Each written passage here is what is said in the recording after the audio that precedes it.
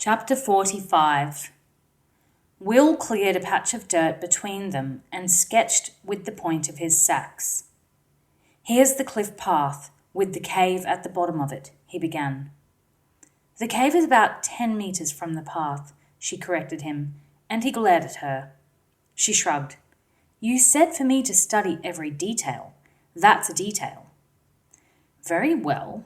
He amended his sketch. "Happy now?" She nodded. "Here's the path. Here's the cave. The tents are here." He indicated their position.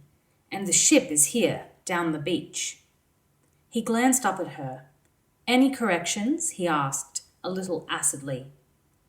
She made a small disclaiming gesture with one hand. "No, that looks fine." "Now, the tide will start coming in about 4 hours after noon. It'll be full by 7, and then it'll start to ebb. My guess is the Iberians will want to go out on the ebbing tide when it's full dark. That'll be about an hour after high tide. They'll still have enough water under their keel, and the tide will take them out." "Why wait till dark?" Maddie asked. "There are patrols. The Scandians station a ship on the east coast for the king's use. She patrols these waters, keeping an eye out for smugglers, pirates, and slavers. The Iberians won't want to run into her, so they'll wait for dark. You noticed the ship is all black." She nodded. "That's because they prefer to travel by night. Now, the cave is on the left-hand side of the bay as you look out to sea. The ship is a little to the right of the middle of the beach. I plan to work my way down the cliffs on the right side of the beach and get within 100 meters of the ship." "What if there's no way down?" she interrupted. He looked at her for a long moment, took a deep breath, then answered, "There is. I reconnoitered and found one while you were snoozing. Now don't interrupt." "You've always said I should have an inquiring mind," she said. "I have, but not an interrupting one. Now, if you want to inquire, wait till I finish. Now, once I'm down the cliff, I'm going to start shooting fire arrows at the ship." "Fire arrows?" He glared at her again. "That wasn't an inquiry. It was more a statement," she said apologetically. "I'll let it pass. Yes, I'll start shooting fire arrows. If there's one thing that puts the fear of the hereafter into a sailor, it's fire on board his ship. Ships are full of tarred rope and dried out canvas and pine wood. They'll burn at the first hint of a flame." "So they'll go running down the beach to their ship to put the fire out?" Maddie asked. Will nodded. "And my guess is Rule and his men will help them. If they lose that ship, all their work goes for nothing. Once they're all bunched up around the ship, I'll pick off a few of Rule's men. That'll lessen the odds." "They'll come after you as soon as you do that," she said. There was a worried tone in her voice as she thought about him facing 18 men on his own. He shook his head dismissively. "That's the idea. I'll lead them away, heading back up the cliffs to the southwest. And they won't come too fast.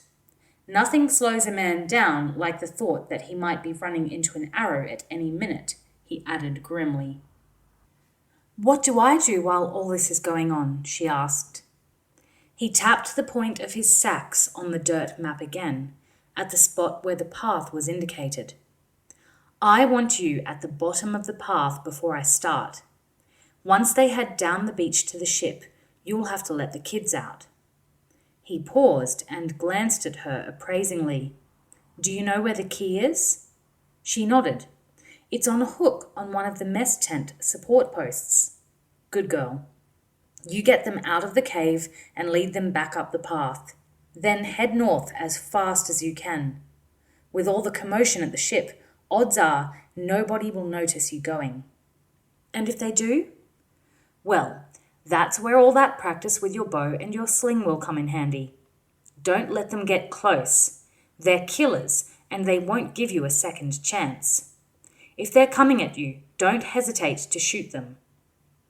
She thought about his plan for some moments. It seemed logical. It was simple enough, but Will had often told her that simple plans were the best. There was less to go wrong. "All right. And do we meet up again back here?" she asked finally. But he shook his head. "You leg it north as fast as you can. I'll take Rule and his men out to the southwest. Then I'll shake them off and double back to join up with you." He sounded confident, but she knew it wouldn't be as simple as he was making it out to be. He sensed her concern. "If something goes wrong, head for Ambleton. It's a large town on the highway, about 15 kilometers up the coast. There'll be a sheriff there and you should be safe. I'll catch up with you eventually." She looked at him doubtfully. "Make sure you do." "Trust me," he said. Then he added, "There's another thing. Once I get a fire started on the ship, there's a better than even chance that the Iberians won't wait around. They may well launch her and take her out to sea. After all, if they lose her, they're finished." "And it'll be 10 or 11 hours before the tide will let them back in," Maddie said. "Exactly. So that will cut down the numbers we're facing. Any questions?" She looked at him. He was putting himself at enormous risk, she knew. Her part in this was dangerous, but he was the one exposing himself to the enemy in order to lead them away from her and the prisoners as she made their way north. But she couldn't think of a way to express this to him, so she finally answered, "No, it all seems clear." "Good. Well, we've got 5 hours before we need to start moving. Might as well get some rest."